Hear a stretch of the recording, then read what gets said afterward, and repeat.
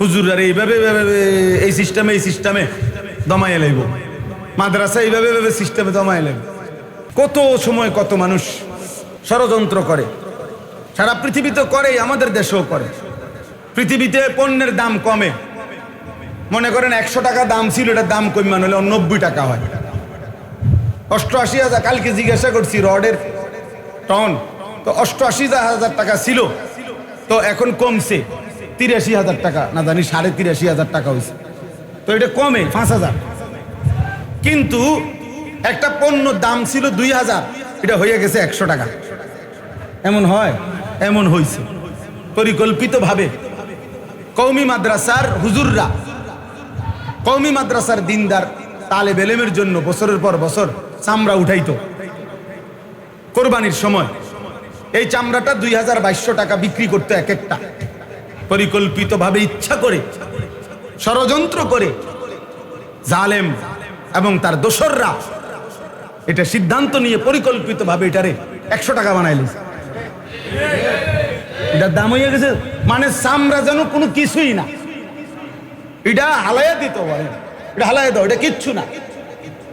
এই জন্য বুড়া মানুষ চা দোকানে গেলেই উনি বসে বসে টেলিভিশনে দেয়, অথচ বুড়ো হয়, ওনার জানে ওনার শরীরে টেম্পার নাই, ওনার কোনো জওয়ানি নাই, কিন্তু এরপরেও উনি এই নারীর ছবি, নাচ গান নির্লজ্জ বেহায়ার মতো তাকায় তাকায় দেখে। প্রতিটা ভালো কাজ একটি দান, একটি সাদাকা, কুল্লু মারুফিন সাদাকা। নবী সাল্লাল্লাহু আলাইহি সাল্লাম বলছেন প্রত্যেকটি নেক কাজ সাদাকা, এক একটা দান। এজন্য যে যেখানে যেভাবে আছে প্রত্যেকেরই উচিত ভালো কিছু করার চেষ্টা করা, ভালো কিছু করার চেষ্টা, ভালো কিছু করার চেষ্টা, এটা প্রত্যেকের মধ্যে মুমিন মুসলমান হিসাবে সত্তাগতভাবে থাকা উচিত। আল্লাহর নবী সাল্লাল্লাহু আলাইহি ওয়াসাল্লাম হাদিসের মধ্যে এটা খুব উৎসাহ করেছেন। নবীজি বলছেন, তুমি প্রয়োজনে ওয়ালাউ আন তুফরিগা মিন দালউইক, মানে আরেকজন লোক, তুমি আগে এক বালতি পানি নিছো, এখন একজন লোক আসছে আরেকটা বালতি পানি নিবে, এখন হতে পারে ওই লোকটা দুর্বল। তো নবী সাল্লাল্লাহু আলাইহি ওয়াসাল্লাম বলেন, তোমার বালতির পানিটা ওরে দিয়ে দাও ঢাইলা, তুমি আবার নতুন এক বালতি পানি নিয়ে নিলা, তো যে তোমার সবল। আল্লাহর নবী সাল্লাল্লাহু আলাইহি ওয়াসাল্লাম বলেন, এইটুকু ভালো কাজ যে নিজের বালতি থেকে তার বালতিটা পুরাইয়া দিলা, এটাও সাদাকা, এটাও আল্লাহর রাস্তায় সাদাকা করার সওয়াব মিলে গেল। নবী সাল্লাল্লাহু আলাইহি ওয়াসাল্লাম বলছেন, ওয়ালাউ আন তালকা আখাকা বিওয়াজহিন তালকিন, তোমার ভাইয়ের সাথে তার কোনো উপকার করতে পারলা না, হাসি মুখে তাকাইলা, সাক্ষাৎ করলা, এটাও সাদাকা। জন্য নবী সাল্লাল্লাহু আলাইহি ওয়াসাল্লাম বলছেন, লা তাহকিরান্না মিনাল মারুফি শাইআন, কোন এক কাজকে সামান্য ছোট মনে করবা। এই পৃথিবীতে হাদিসের মধ্যে কথা বর্ণনা আছে যে অসৎ চরিত্রের নারী তৃষ্ণার্ত কুকুরকে পানি পান করায়া, তো এর বিনিময়ে আল্লাহ তাআলা তাকে মাফ করে দিয়েছে। তাহলে এই জন্য প্রত্যেকটা মুসলমান মুমিন প্রতিটা ভালো কাজের সুযোগকে কাজে লাগানো উচিত, নাই তো আমার জীবনের এটা লস। আমি গতকালকে কিতাবে পড়ছি, আমাদের বর্তমান জাতীয় মসজিদের যিনি খতিব হযরত মাওলানা আব্দুল মালিক সাহেব দামাত বারাকাতুহুমুল আলিয়া, হযরত বলছেন, প্রত্যেককে আল্লাহ তাআলা যে হায়াত দিয়েছেন, যে সময় দিয়েছেন, এই সময়ে কেউ যদি গুনাহ করে, এক নম্বরে এটা তার জন্য লোকসান, লস। দুই নম্বরে গুনাহ না, তবে অর্থহীন কথা এবং কাজের মধ্যে লিপ্ত, এটাও তার জন্য লোকসান, লস। তিন নম্বরে যেটুকু সময়, এটুকু সময়ে আমি আরো বেশি করতে পারতাম, অথচ একটু অবহেলা করে, গাফলত করে আরো কম করছি। এইটাও লোকসান, এইটাও লস। যেন আমরা এটা মাদ্রাসায় খুব দেখি, বিশেষ করে হেফজখানায়। এই বাচ্চা ইচ্ছা করলে এই 1 ঘন্টায় পুরো 1 পৃষ্ঠা সবক মুখস্থ করতে পারত, তে পড়ছে আধা পৃষ্ঠা ইচ্ছা করে, অথচ তার দ্বারা আরো সম্ভব। এই কর্মচারী ইচ্ছা করলে এই 1 ঘন্টায় আরো বেশি কাজ করতে পারত, করছে আরো কম। তার এটাও আমার জীবনের লস। তাহলে মুমিন মানেই হলো জিন্দেগির প্রতি সময়, প্রতি মুহূর্ত থেকে আখিরাতের পুঁজি সংগ্রহ করা। 2টা নিয়ামত আল্লাহ নবী সাল্লাল্লাহু আলাইহি সাল্লাম বলছেন, যখন থাকে মানুষ কদর করে না, কিন্তু ওই 2 নিয়ামতই তার জীবনের মূল পুঁজি। এক হলো as-সিহহা, সুস্থতা। 2 হলো ওয়াল ফারাগ, অবসর, সময়। সুস্থতা এবং অবসর, সময় আছে, এই 2 নিয়ামত যখন মানুষের কাছে থাকে মানুষ কদর করে না, অথচ এই 2 নিয়ামতই তার পুঁজি। আল্লাহ তাআলা সুস্থ রাখছেন তো সে যাবতীয় কাজ করতে পারবে। আল্লাহ তাআলা সময় দিছেন, হায়াত দিছেন, তাহলেই সে সব কাজ করতে পারে। যার হায়াত নাই সে বন্দিগি করবে কেমনে? যার সুস্থতা নাই সে বন্দিগি করবে কেমনে? এজন্য নবী সাল্লাল্লাহু আলাইহি ওয়াসাল্লাম বলছেন, নি'মাতানে মাগবুনুন ফীহিমা কাসীরুম মিনান নাস। 2টি নিয়ামত এমন আছে যে 2টি নিয়ামত থাকা অবস্থায় অধিকাংশ মানুষ ধোঁকা খায়। as-সিহহাতু ওয়াল ফারাগ। 1 নাম্বার হলো সুস্থতা, 2 নাম্বার হলো অবসর, সময়। এই কিশোর নওজোয়ান ছেলেদের 2টাই সমানতালে আছে, সুস্থতাও আছে, সময়ও আছে।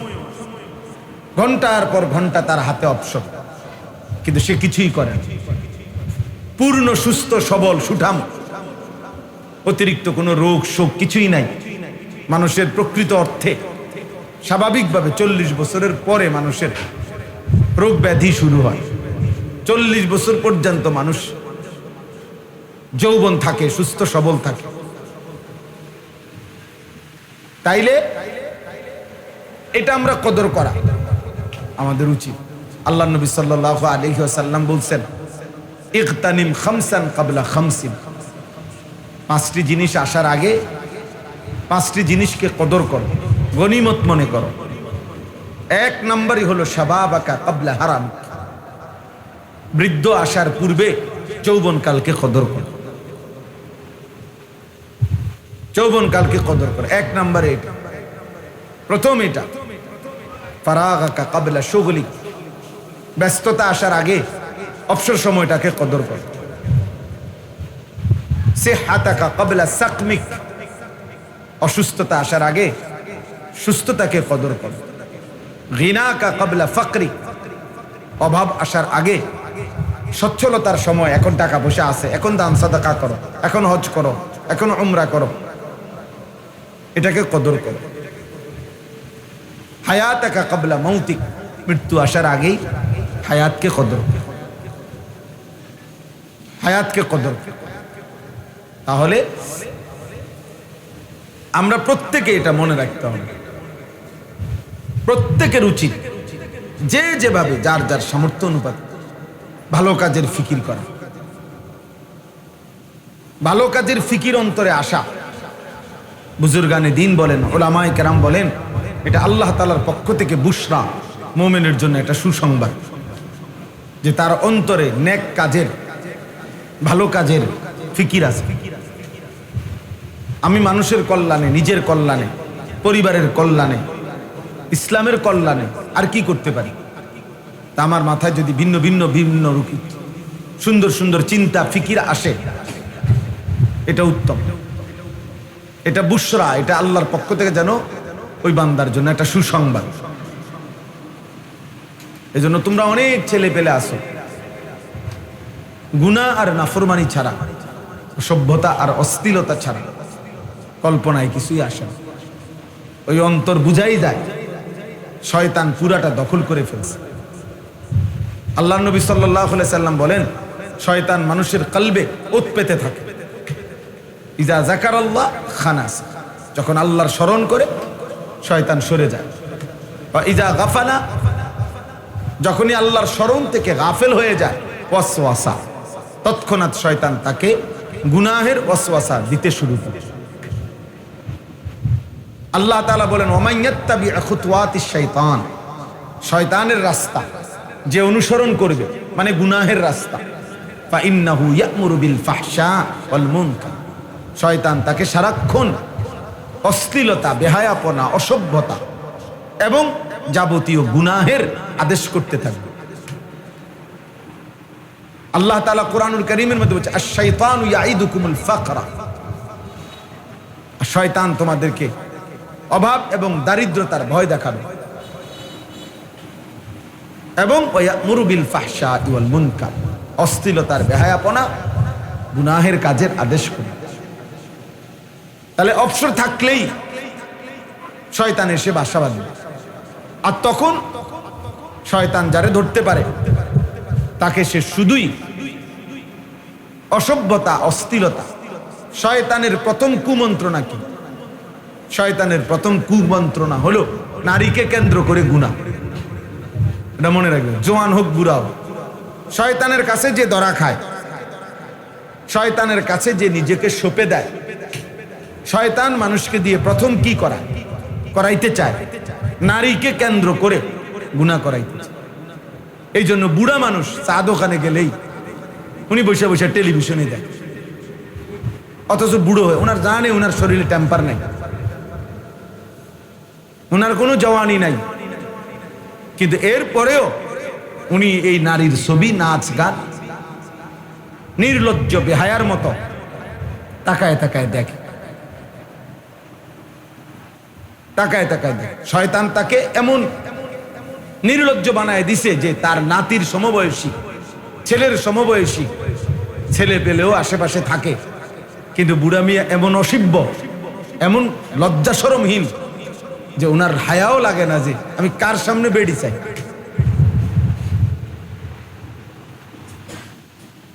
শয়তান তাকে কোথায় নামায় দিল? শয়তান তারে উলঙ্গ করে দিছে।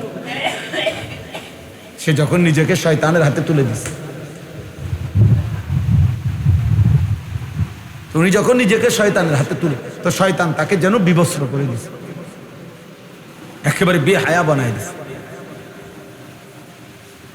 এর জন্য অবসর থাকতে নাই। মুমিন অবসর হয় না, মুমিনের দুনিয়ায় কোনো অবসর নেই। ফাইযা কাদাইতুমুস সালাতা ফাযকুরুল্লাহ, আল্লাহ বলেন নামাজ শেষ হয়েছে বান্দা, ফাযকুরুল্লাহ, পুনরায় আবার আল্লাহর জিকির করো। ফাইযা কাদাইতুম মানাসিকাকুম ফাযকুরুল্লাহ, আল্লাহ বলেন হজ্জের কাজ শেষ হয়েছে, পুনরায় আল্লাহর জিকির করো। ওয়ালিতুকমিলুল ইদ্দাতা ওয়ালিতুকাব্বিরুল্লাহ, রমজান মাসের রোজা গুনে গুনে পুরা মাস শেষ হয়েছে, আল্লাহ বলেন শেষ করো রোজা মাস। শেষ হলেই ওয়ালিতুকাব্বিরুল্লাহ, আল্লাহ তাআলার তাকবীর, আল্লাহু আকবারের তাসবিহ পড়তে থাকো। আল্লাহ তাআলা বলছে ওয়াযকুরুল্লাহ ফি আইয়ামিম মা'দুদাত, হজ্জের শেষ পাথর মারে অবসর হয়েছে, তো পরের 2 দিন, পরের 3 দিন তো আল্লাহ তাআলার জিকির করো। আইয়ামুত তাশরীক হিয়া আকলু ইয়াউমু আকলিন ওয়া শুরবিন ওয়া যিকরিন, নবীজি বলছেন কুরবানির এই 3 দিন, আইয়ামে তাশরীকের এই দিনগুলো খাও, পান করো, তবে সাথে আল্লাহর জিকির করো। বাহ, অবসর কই? অবসর কোথায়? মুমিনের কোনো অবসর নেই। মুমিন যখন কোন নির্ধারিত ইবাদতে ব্যস্ত আছে তখনও আল্লাহর জিকির, নির্ধারিত ইবাদত থেকে যখন ফারেগ হবে তখনও আল্লাহর জিকির। এজন্য বুজুর্গানে দিন বলে দস্ত বকার দিল বয়ার, মুমিনের হাত থাকবে কাজে, দিল থাকবে ইয়ার মানে বন্ধু, তার বন্ধুর সাথে, মানে আল্লাহ তাআলার সাথে। দিল বয়ার, দিল থাকবে বন্ধুর সাথে, হাত থাকবে কাজের সাথে। কাজ করো, বাজার করো, ব্যবসা করো, চাকরি করো, ক্ষেত খামার করো, 24 ঘন্টা কাম করো, মানে নাই আল্লাহকে না বলো, আল্লাহকে না বলো। فإذا قضيت الصلاة فانتشروا في الأرض وابتغوا من فضل الله واذكروا الله। এই যে নামাজ শেষ, ছড়িয়ে পড়ো জমিনে, রিজিক তালাশ করো, তবে ওয়াজকুরুল্লাহ কাসীরা, বেশি বেশি আল্লাহকে স্মরণ করো। কোনোভাবে ভাইয়া ছেলেরা বুঝতে শেখো, প্রিয় ভাই বুঝতে শেখো, ভাবতে শেখো। মুসলমানের সন্তান, মুসলমানের বাবা, মুসলমানের দাদা, মুসলিম জওয়ান কিংবা বৃদ্ধ, নারী কিংবা পুরুষ অবসর হয় না, অবসর হয়। এই জিন্দিগি এক ব্যস্ততম জিন্দিগি, এরই মধ্যে একদিন কবর, এরই মধ্যে একদিন, দেখতে দেখতে একদিন হায়াত ফুরায় যায়, এবং কবরেই বেশি দিন থাকতে হবে। আমি একটু আগের বয়ানেও বলছি, হিসাব করে রাসূলুল্লাহ সাল্লাল্লাহু আলাইহি ওয়াসাল্লাম মক্কা থেকে মদিনায় হিজরত করে গেছেন, তো এরপর থেকে এখন পর্যন্ত হলো 1447 বছর। এখন হলো 1447 হিজরি, তার মানে আমাদের নবী সাল্লাল্লাহু আলাইহি সাল্লাম মক্কা থেকে যে মদিনায় হিজরত করে গেছেন, তো এর পরে এখন হলো কত বছর বলেন? 1447 বছর রানিং। বদরের যুদ্ধ হয়েছে এই হিজরতের 1 বছর পরে, তাহলে বদরের যুদ্ধ হয়েছে এখন থেকে নিয়ে 1446 বছর আগে, 1 বছর কমাইলে। এখন এই আবু জাহেল সে মারা গেছে এই বদরের যুদ্ধের দিন। তাহলে এখন বলেন তো, আবু জাহেল মাটির উপরে ছিল কতদিন আর মাটির নিচে আছে কতদিন? এই আমগো হিসাবে বুঝছেন নি? হিসাব মাটির উপরে ছিল সর্বোচ্চ 60-65 বছর, নয়তো 70 বছর, কিন্তু মাটির নিচেই আছে আমাদের স্বাভাবিক হিসাবেই তো এখন 1446 বছর। তাহলে আমাকে মাটির উপরে বেশি থাকতে হবে না কবরে বেশি থাকতে হবে? তাহলে নূহ আলাইহিস সালামের জামানায় যারা মারা গেছে তারা আজকে কতদিন? ফেরাউনের জামানায় যারা মারা গেছে তারা আজকে কতদিন? মুসা নবীর জামানায় যারা মারা গেছে তারা মাটির উপরে ছিল কতদিন, মাটির নিচে কতদিন? এরপরে তো আখিরাত, সেটা তো এখনো হয় না। নামাজ কান দিয়ে একবার হইছে, সেটা তো এখনো হয়ই নাই। হাসরের মাঠ তো এখনো হয়ই নাই, আখিরাত তো এখনো হয়ই নাই, জাহান্নাম তো এখনো হয়ই নাই, কবরের হালাত বলো ভাই। আমার তোমার দাদার যিনি বাপ ছিলেন, মানে আমার মনে করেন আমার দাদার যিনি আব্বা, বা আমার দাদার যিনি দাদা, তো আমার দাদার দাদা যে বছর মারা গেছে সেই থেকে নিয়ে এখন পর্যন্ত, তো এই হিসাব করলে আমার দাদার দাদা মাটিতে উপরে বেশি ছিলেন না কবরে বেশি দিন? তাহলে মাটির উপরে ছিল 60 বছর, মাটির নিচে হয়তো আছে আজকে 300 বছর। কারণ আমার এইটা হিসাব মিলাইতে হইব না যে আমি, আমার আব্বা, আমার আব্বার আব্বা, আমার দাদা, দাদার বাপ, দাদার বাপের বাপ, তিনি না দাদার দাদা, তাহলে আরো 6 পুরুষ আগে, 60 বছর করে হলো তো 360, 6 36, এই লেগে করলাম 300 বছর।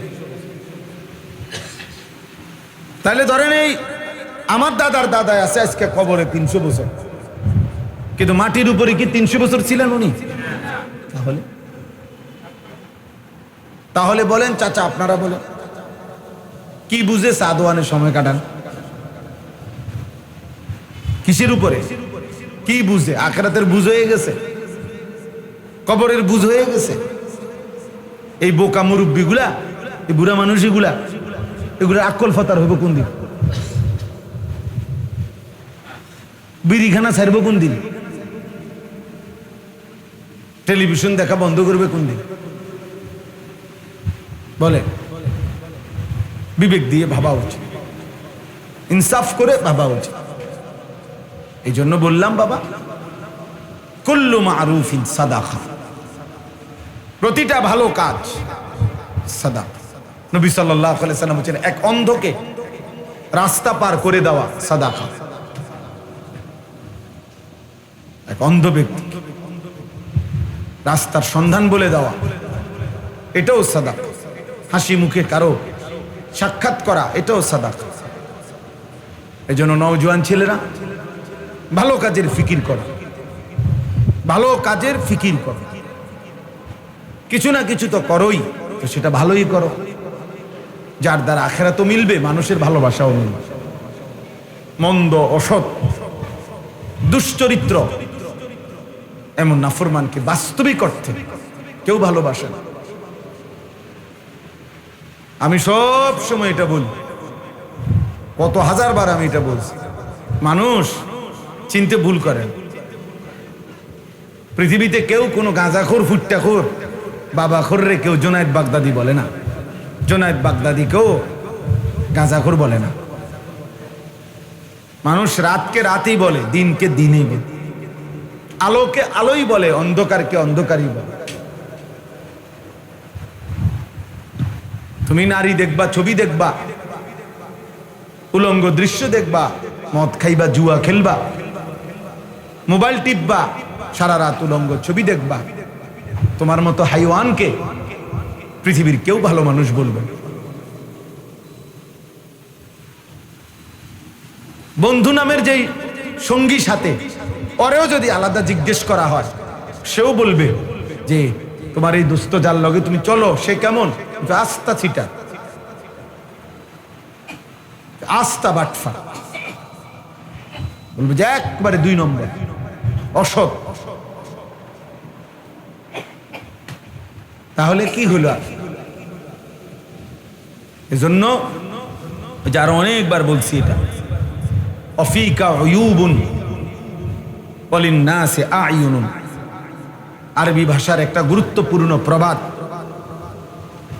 তোমারও দোষ আছে, মানুষেরও চোখ আছে, এটা আরবিতে বলে আর কি। ওয়াফিকা উয়ুবুন, তোমার মাঝেও দোষ আছে, ওয়ালিন্নাসি আ'য়ুনুন, মানুষেরও কি আছে?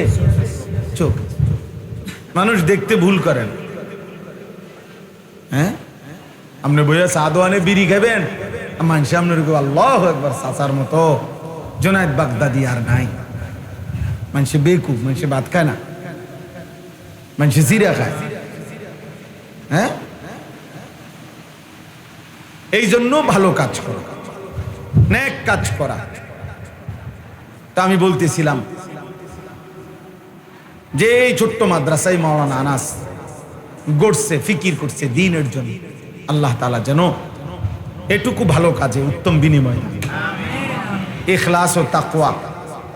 আমার শায়েখ আল্লামা মুফতি মুশতাকুর নবী কাসেমি হুজুর সব সময় বলে, এটা ইখলাস ও তাকওয়া মানে এক হলো আল্লাহর জন্য, 2 হলো গুনাহমুক্ত।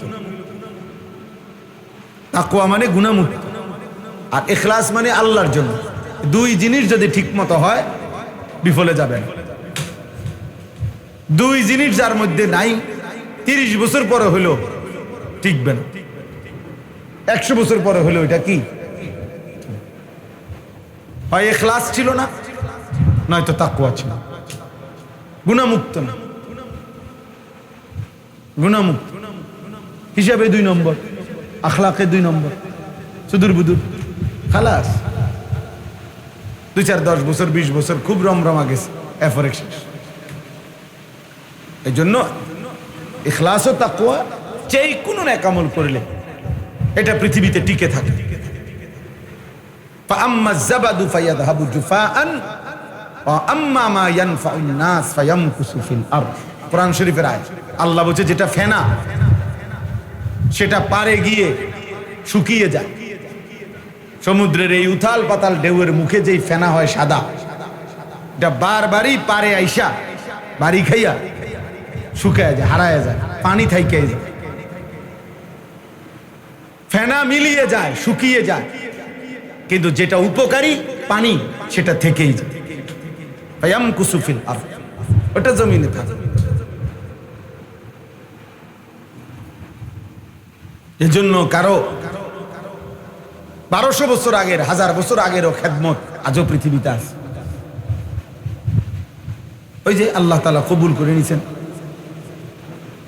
এজন্য আমি শুরুতে এটা বলে নিলাম, আপনারা সবাই মিলে আলহামদুলিল্লাহ প্রত্যেকের জায়গায় ভালো কাজ করার চেষ্টা করুন, বলেন ইনশাআল্লাহ। আল্লাহ তাআলা আমাদেরকে তৌফিক দান করুন, আল্লাহ তাআলা আমাকেও তৌফিক দান করুন। দুইটা আয়াত যে পড়ছি, এবার দুই আয়াতের তর্জমা শুনুন। আমরা মুমিন, আমরা মুসলমান, যুবক ভাই তোমরাও আমরাও, আমরা প্রত্যেকেই আসলে এই বাস্তবিক অর্থে মুসলমান। এইটুকু পরিচয় আমাদের প্রিয় পরিচয়, শ্রেষ্ঠ পরিচয়। মুসলিম এই পরিচয়ের চাইতে দামি কোনো পরিচয় হইতে পারে না। এর চাইতে দামি যে মুসলমান, যে মুমিন, তার সবকিছু নিয়ন্ত্রিত, নিয়ন্ত্রিত। অর্থাৎ আমার হাসি কান্না, আনন্দ বেদনা, আবেগ অনুভূতি, আচরণ উচ্চারণ, চাল চলন, লেবাস পোশাক, চুল চেহারা, কথাবার্তা, ভালোবাসা বিরোধিতা, আমি পক্ষে থাকা বিপক্ষে যাওয়া, সবকিছুই আমার বাজার ব্যবসা, আয় রোজগার, আমার জিন্দিগির সেকেন্ড সেকেন্ড টয়লেট বাথরুম পেশাব পায়খানা সর্বকিছুই নিয়মের অধীন, নিয়মের অধীন।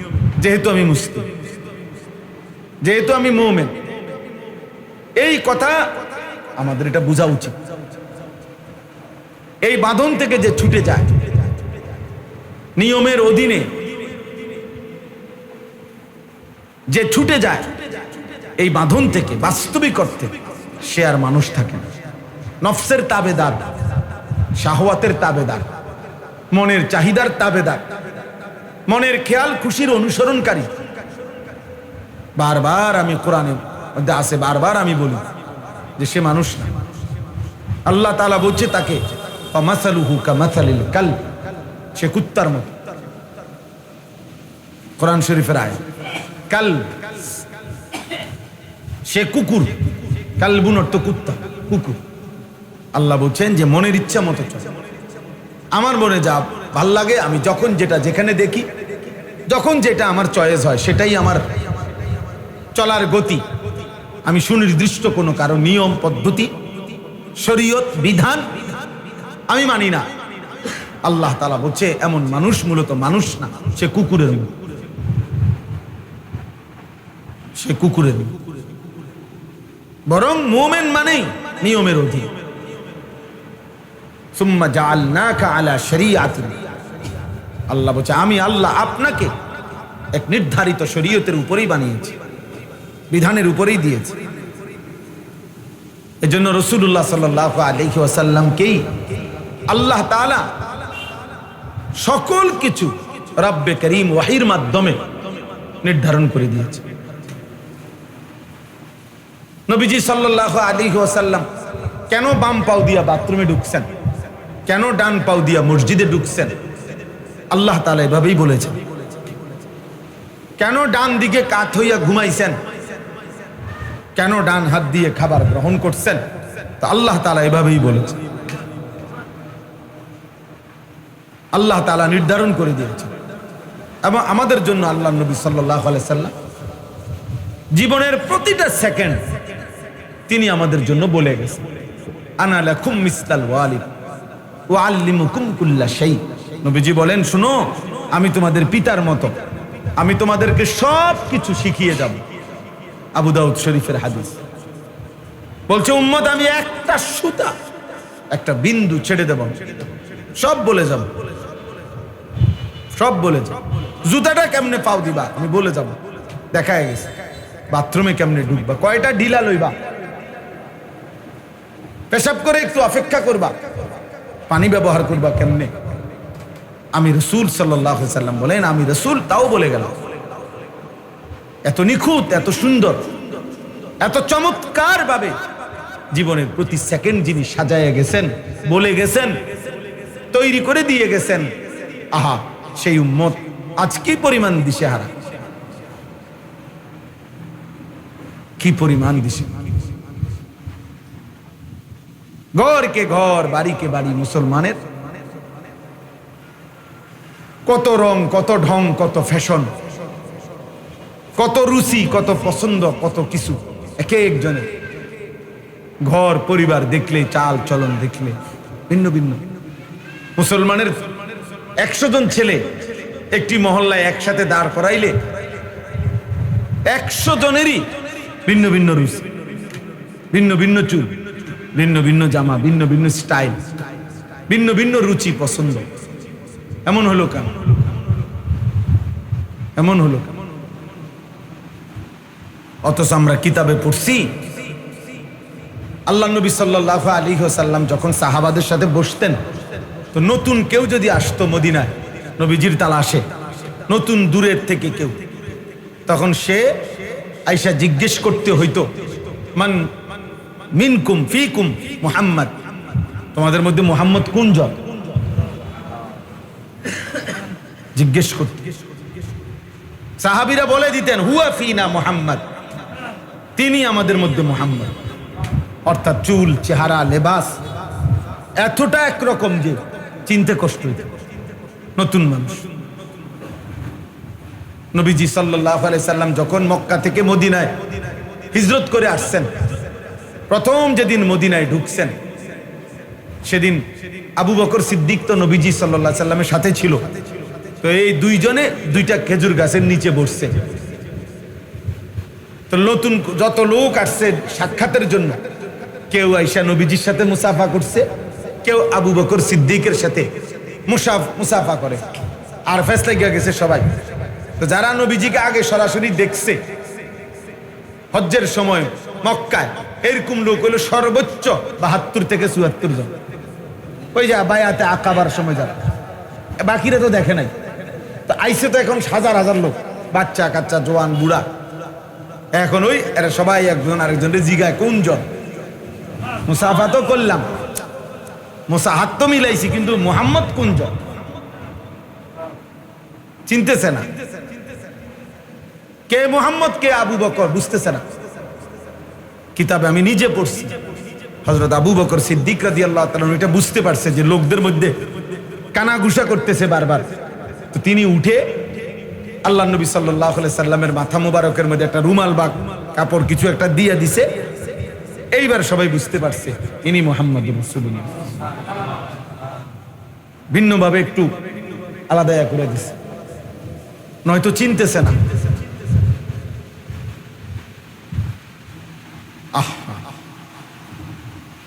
আজ আমরা মুসলমান, আমরা অঘোষিত ভাবে আমরা যেন রেজুলেশন করে সিদ্ধান্ত নিয়ে নিছি, আমরা মুসলমানরা, যে আমাদের জেনারেল শিক্ষিতরা হবে একরকম চলন বলন, আমাদের হুজুররা হবে আরেক রকম চলন। এটা যেন আমরা আমাদের কি সিদ্ধান্ত, অঘোষিত কি সিদ্ধান্ত। আমরা নিজেরাই নিজেদের মধ্যে এই বিভাজন করে দিছি। আল্লামা তাকি উসমানী দামাত বারাকাতুহুল আলিয়া, পাকিস্তানের সারা পৃথিবী বিখ্যাত আলেম, উনি একটা সুন্দর কথা বলছেন যে মুসলমানের ইতিহাসে এক জামানা এমন ছিল, একই জামিয়া, একই শিক্ষা প্রতিষ্ঠান, ইউনিভার্সিটি মুসলমানদের ছিল, যেখান থেকে যিনি হাদিস পড়াইতেন মুহাদ্দিস, আর যিনি জ্যোতির্বিজ্ঞান মানে মহাকাশ গবেষণা করতেন বিজ্ঞানী, মুসলিম বিজ্ঞানী। তো একই ইউনিভার্সিটিতে যখন নামাজের ওয়াক্ত হইতো, জামিয়া একই শিক্ষা প্রতিষ্ঠানে, তো দুইজনই দুইজনের কর্মস্থল থেকে যখন বের হয়ে মসজিদের দিকে যাইতেন, উনি বলছেন আল্লাহর কসম মানুষ চিনত না যে কে মুহাদ্দিস কে বিজ্ঞানী। একরকম ছিল লেবাসে আর পোশাকে, চুল চেহারায় একরকমই ছিল। কিন্তু আমরা বলো, আমরা ছেলেরা, এই তোমরা যে কয়জন সামনে আছো, তোমরা বলো ভাই, তোমরা কিসের উপরে ভিত্তি করে, কোন বুঝের উপরে ভিত্তি করে এমন আলাদা হয়ে গেল? হাসি দিয়ে উড়াই দিও না। ঠাট্টা মস্কারি করে উড়াই দিও না। তোমার মতো দুই চারজন অপদার্থ ইসলামের জন্য না আসলেও ইসলাম টিকবে।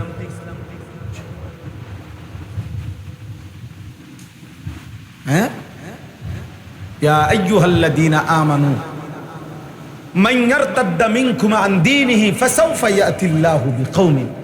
আল্লাহ বলেন, তোমরা হে ঈমানদার, তোমরা যে বা যারা আমার দিন থেকে যদি মুরতাদ হয়ে যাও, মুরতাদ পরিত্যাগ করো, কোনো অসুবিধা নাই, আমি নতুন মানুষ নতুন জাতি নিয়ে আসবো। কোরআন শরীফের আয়াত। তোমার মতো আঙ্গাল কাঙ্গালের লেগে আমার দিন আটকাবে না। আমার দিন, আমার বন্দিগি, আমার সেজদার জন্য যে পরিমাণ লোক দরকার ওইটা আমি রাখবই জন্য। কোরআন শরীফে আল্লাহ বলছে, ইনশা ইউযহিবকুম ওয়া ইয়াতি বিখালকিন জাদীদ। আল্লাহ বলেন, আল্লাহ চাইলে তোমাকে সরিয়ে দিবে আর তোমার জায়গায় নতুন জাতি নিয়ে আসবে। ওমা যালিকা আলাল্লাহি বিআজিজ। আর আল্লাহর জন্য এটা কঠিন নয়। কঠিন বলেন চাচা, কঠিন এটা? তাইলে কত সময় কত মানুষ ষড়যন্ত্র করে, সারা পৃথিবীতে করে, আমাদের দেশেও করে। হুজুররা এইভাবে এই সিস্টেমে দমাইয়ে লাইব, মাদ্রাসা এইভাবে সিস্টেমে দমাইয়ে লাইব। পৃথিবীতে পণ্যের দাম কমে, মনে করেন 100 টাকা দাম ছিল, এটার দাম কমান হলে 90 টাকা হয়। 88,000, কালকে জিজ্ঞাসা করছি রডের টন, তো 88,000 টাকা ছিল, তো এখন কমছে 83,000 টাকা, না জানি 83,500 টাকা হয়েছে। তো এটা কমে 5,000। কিন্তু একটা পণ্য দাম ছিল 2,000, এটা হয়ে গেছে 100 টাকা। এমন হয়? এমন হয়েছে পরিকল্পিতভাবে। কওমি মাদ্রাসার হুজুররা, কওমি মাদ্রাসার দিনদার তালেব ইলমের জন্য বছরের পর বছর চামড়া উঠাইতো। কোরবানির সময় এই চামড়াটা 2,200 টাকা বিক্রি করতো এক একটা।